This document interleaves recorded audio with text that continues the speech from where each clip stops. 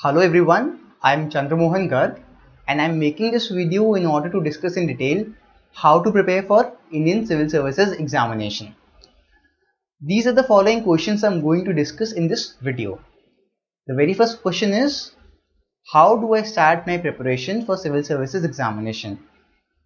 I would say give some time in order to build your basics, and after that try to get into full preparation mode. Now, what do you need to do in this initial stage? I would say do three things. First is making yourself aware about what UPSC preparation is all about. What is the syllabus, book list, how toppers do it, following blogs and so on, so that you are very much informed about UPSC as a whole. Second point is newspaper reading.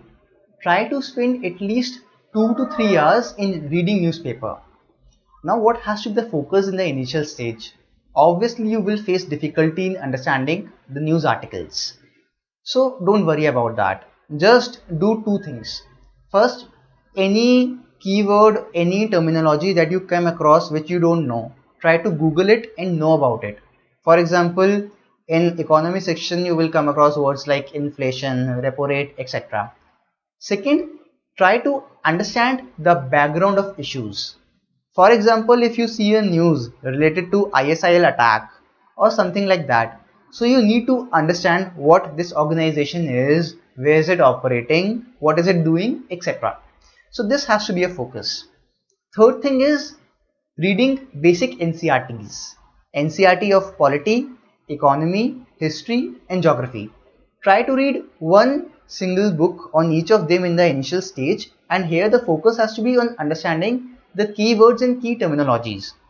Very basic example is, for economy, if you are reading a book, your focus has to be on understanding keywords like what is inflation, what is repo rate, what is WPI, what is CPI, what is balance of payment, etc. Like this, I am giving a brief tabular chart over here where I am mentioning 4 different subjects and what you can read for them in order to build your basics. Once you are done with all this, it will help you in giving more clarity and taking a decision that whether you want to join a particular coaching, whether you want to prepare on your own, whether you want to leave your job or not, or whether you actually want to prepare for civil services or not. After this, you can actually chalk out a proper plan for yourself and prepare for civil services. Next important question is, what should be my book list for prelims as well as mains examination? First of all, there is no particular standard source or book list which has to be followed blindly. If you are able to understand from some other sources, try to refer it. Over here, for some reference, I am telling what books I have followed, and I have divided it into 2 parts. One is book list for pre as well as mains, which is common for both, and second is book list for mains only. Like this, I have divided into 2 parts. And secondly, when I am telling a book list for a subject, I have again divided into 2 parts. One is standard resource which has to be followed. Other is basic building resource, especially for people who find it difficult to understand the standard books or are preparing on your own. People who are doing coaching can replace this part by their coaching material. Now let me talk subject wise. Polity. Polity is a very important subject both from prelims as well as mains perspective. In mains, it has to be understood for the whole GS2 part, and from prelims perspective, lot of direct questions are going to come, so don't try to be little less effective in this area. Books you have to refer, I think Lakshmikant is a very standard book and very good book which covers almost everything. Apart from it, if you want to understand some basics, then class 11th NCERT is also good enough. You can refer that. Next is modern history. Modern history is important both from prelims as well as mains perspective. Questions from this area are more or less very direct. For this part, I think the standard book which you can follow is Modern Spectrum. This covers after 1857. So from 1757 to 1857, you can refer old NCERT of class 12th. Apart from it, if you still want to refer something for understanding basics, then I think Runal video or Bipin Chandra's book of Struggle of India's Independence are good enough. Next is medieval history. Medieval history is not so commonly asked in prelims, and this is not a part of mains. So I would say don't try to spend a lot of time reading over it. You can selectively read class 11th old NCERT book. That's it. Next is ancient history. Ancient history these days is asked in preliminary examination. Few questions are always there. In mains, it is linked with culture, so no direct questions are coming up. So I would say give selective time to this area as well. Class 11th old NCERT is more than sufficient, I think. Next part is culture. Culture has become a very hot topic, both from prelims as well as mains point of view. So this area has to be given time. Sources that you can refer is, one is Nitin Singhania's notes, which are available in the market. It has very detailed information but in very small segments. So whatever you come across, try to Google over it if you don't find sufficient information in his notes. Apart from this, you can refer selectively CCRT or NIOS in order to cover up areas which you feel are not well or missing in Nitin Singhania's notes. Apart from it, you can obviously refer Mrinal videos if you are finding it difficult to understand through books. That is there. Next topic is geography. Very important, both from prelims as well as mains point of view. And it is a very technical subject, so initially you will face difficulty and you have to give ample time in order to understand the basics. Standard books that you can refer over here are class 11th and class 12th NCERT books. You can also refer biome chapters from GC Leong. And third thing is maps. For maps, you can buy a atlas and you can practice through it. This is very important. Apart from it, if you still want to refer some source, I would say class 6th to class 10th NCERTs can be referred selectively if you want to refer, or Mrinal videos. Next part is environment. Now environment is very important from prelims point of view. Its relevance in mains is not so much. Over here you can refer two sources. One is Shankar IAS book, which is available in market, and second is class 12th old NCERT biology ecology unit. These two sources will suffice everything. Now next is economics. Economics again is a very technical subject, so you will take time in understanding it initially, but it is very important both from prelims as well as mains perspective. Sources that you can refer over here are, one is Shri Ram IAS printed notes, and second is class 12th macroeconomic book of economy. Apart from it, you can refer Mrinal videos and articles on economy, which are also really good if you want to understand the basics. They are good both from prelims as well as mains perspective. Next topic is science and technology. This area is mostly of contemporary relevance.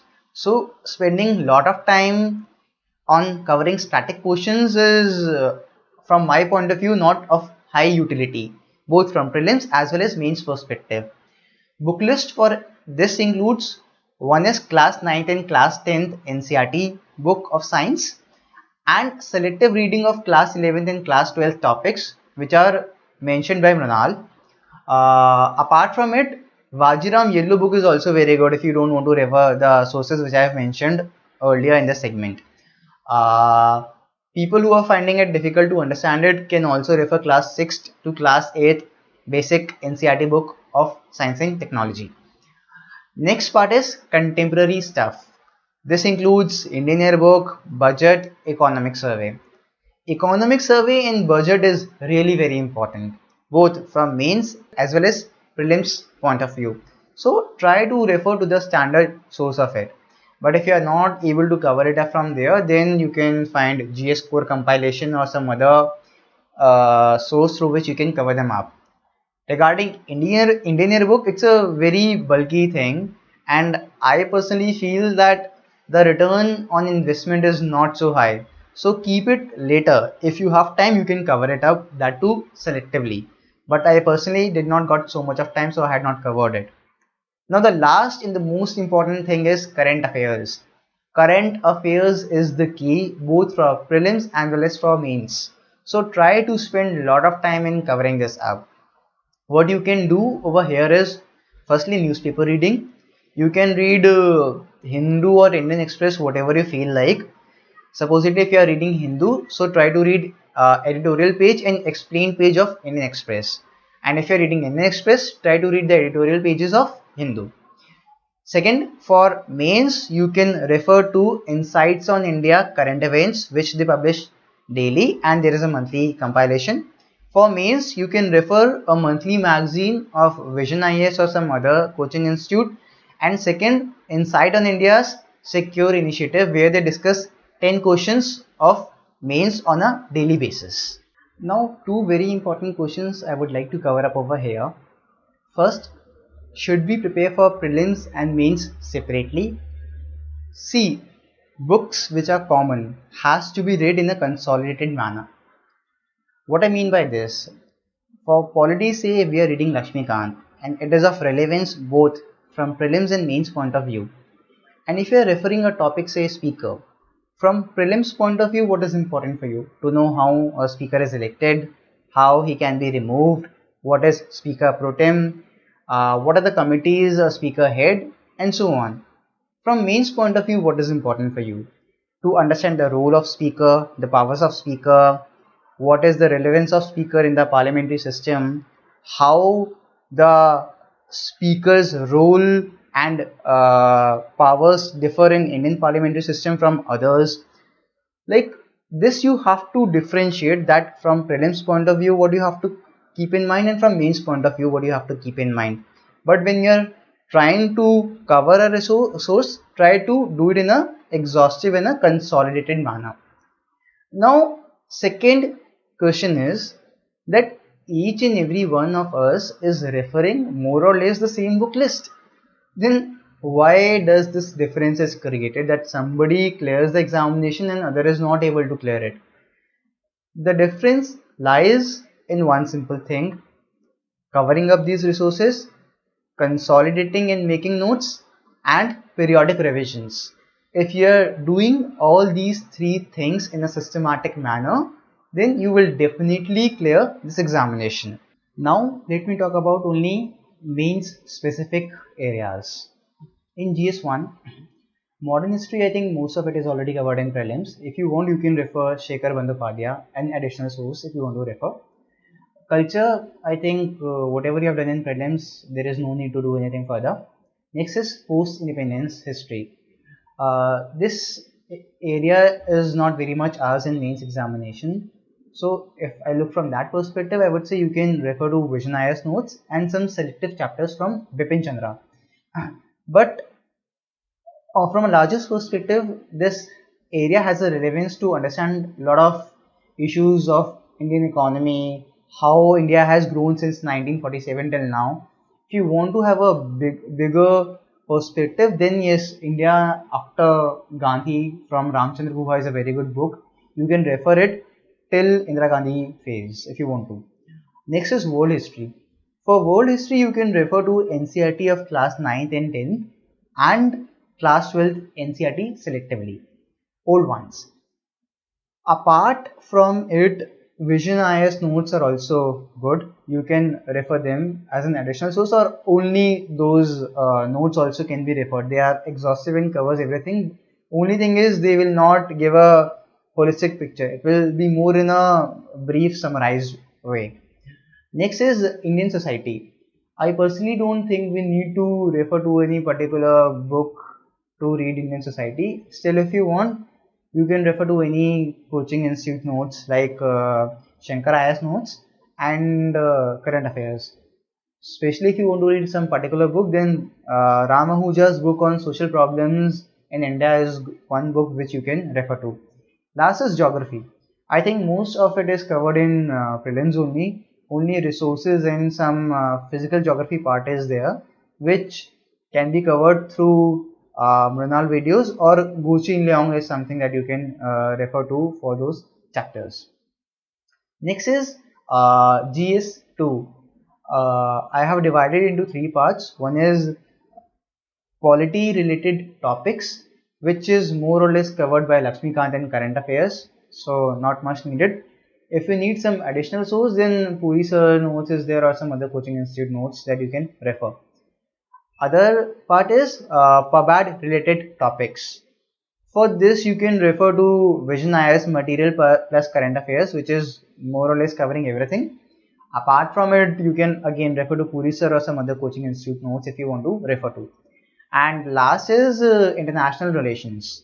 This is mostly covered in current affairs. But still, if you want to read some additional source, then I would say Chokha Lingam sir notes are there, which are available. You can read them, or GS core compilation is there, which can be referred. In GS2, insights on India's secure initiative will be really very helpful, so you need to refer it. Next is GS3. In GS3 economy, I have divided into two parts. One is pre-related, which is more or less already covered, so nothing to do. Next is mains specific, which is not covered in prelims, like infrastructure, your power and other areas. All this can be done through Sanjeev Verma's Indian Economy book, which is really good in covering all these areas. Apart from it, Brunal videos are also there, which are really good and you can refer them. Next is agriculture and allied sector. Agriculture and allied sector you can refer either through Brunal articles or through Vision IAS material. It will be covering data. Other than that, science and environment, these two areas are mostly covered in prelims, so nothing to do from the static part. Only current affairs you need to do again and cover up those areas. And last is security. For security, TMH book on security is really very good. You can refer that. Again, I would repeat here, insights on India's secure initiative will be really helpful in that area. Last part is GS4. GS4 is one subject where you have to read less and think more. So try to focus on thinking aspect and relating it to real life from public as well as from your personal life. That will be really very helpful. If I tell you the book list, then I would say refer to one particular book. I think lexicon is good enough. You can refer that. Apart from it, you can refer to one coaching institute notes if you want to refer to. A lot of institutes are there. You can buy any one of them and you can try to read it or refer it selectively. Third is insights on India. One is their secure initiative and second is their article where they have mentioned a lot of values. So take up each of those values and try to figure out more on that or try to link it to your daily life. All this will be very helpful. And fourth is current affairs. If you come across any case studies, any good example, you can try to jot it down and this will be really very helpful in preparation of your ethics paper. Now the next important question is, how do I cover the entire syllabus? I think this is where most of us find it difficult because syllabus is so vast and we are left directionless after a point of time. So I would say try to have a very simple and a straightforward strategy. Try to break your course into bits and pieces and take them one by one. Now what I mean by this? First of all, let me divide your whole preparation into three parts. One is your basic building phase, wherein you need to spend 2 to 3 months in order to develop a habit of reading newspapers and reading few basic NCERTs to understand keywords. Next is your actual preparation phase, where you are able to cover the entire syllabus at least 3 to 3.5 months before prelims.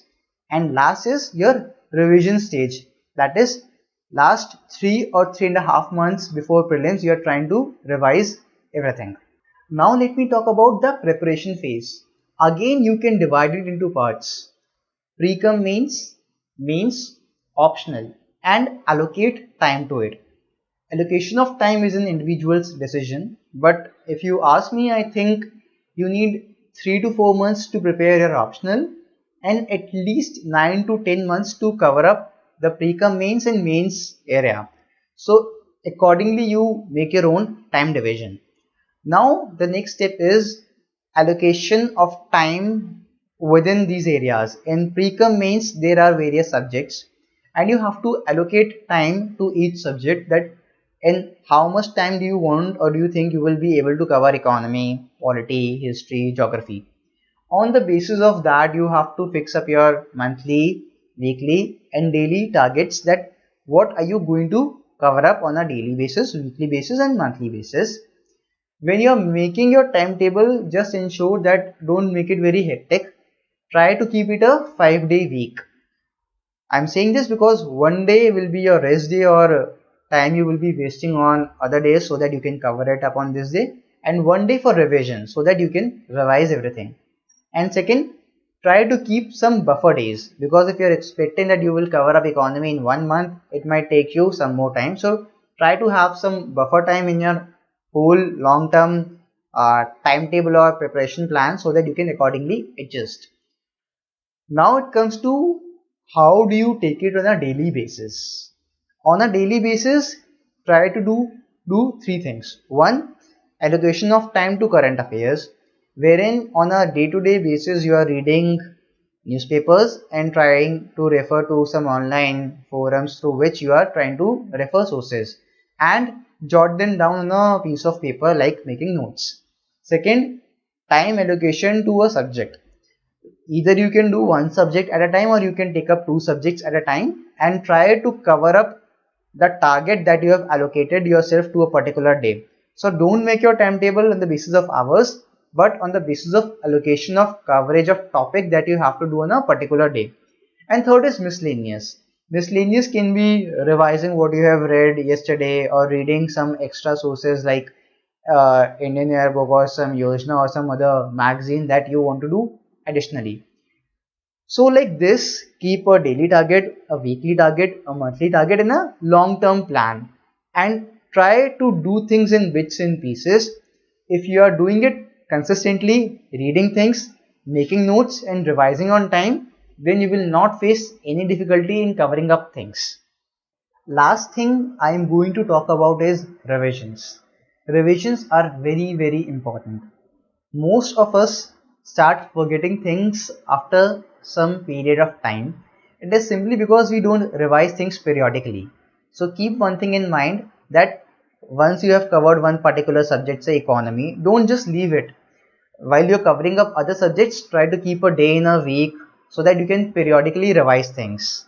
That is one thing. Second, try to complete your whole syllabus well in advance, so that you have time for at least 2 to 3 revisions before you appear for prelims and as well for mains. In your first revision, you will be taking a lot of time and you will be able to identify your weaker areas. While you have done this, in your next revision, you will focus more on your weaker areas and give a glance on areas which you were already comfortable with. And a last revision will be a very glance on areas that you have covered up, so that it mentally boosts you up.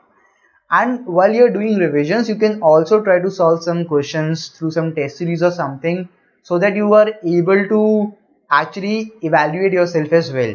So revision is very important from overall point of view. Having discussed the preparation strategy in detail, I would like to give few pointers. First, try to understand things very clearly and think over them. Second, try to consolidate things through making notes. Third, try to revise things periodically.